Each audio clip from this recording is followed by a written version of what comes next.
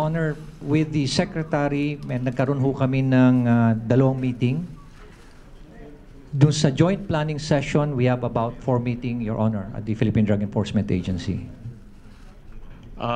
And after this co-plan was aborted or not taken into consideration by the former Secretary of Justice, did you ever have the occasion to ask the former SOJ why this plan was aborted when in fact from the very start she was aware of this plan being conducted?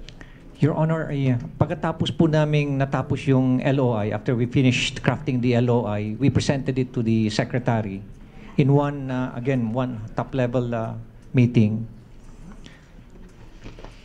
Sabi niya is, I will sign it jointly with the Secretary of the Interior Local Government because it will be a joint LOI.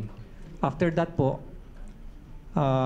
in a few occasions, we meet in a particular event. Lagi ko po niya pinatanong ho sa kanya, ma'am, paano po yung ating operation? Kung wala po talagang tatayo, ako na po ang magiging ground commander. Sabi niya, hintay ka lang, Benji. Hintay ka lang, Benji. Kong Akop, please wind up. Thank you, Mr. Chair. Mr. Chair? You mentioned the name of General Frank Bukayo, General Villasanta. Both of them are classmates. Tama po? Yes, Your Honor. Tama.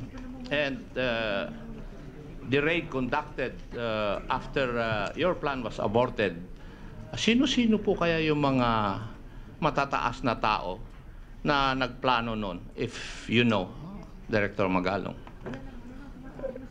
When you're referring to the, if you're referring to the December raid, Your Honor, Mr. Chair, ang alam ko po, to my personal knowledge, ang involved po doon sa planning nila is General Bukayo, General Villasanta, of course the SOJ was there, probably a representative from the Philippine Drug Enforcement Agency because their K9 was involved, yung NCRPO was involved, and General Garbo, Your Honor.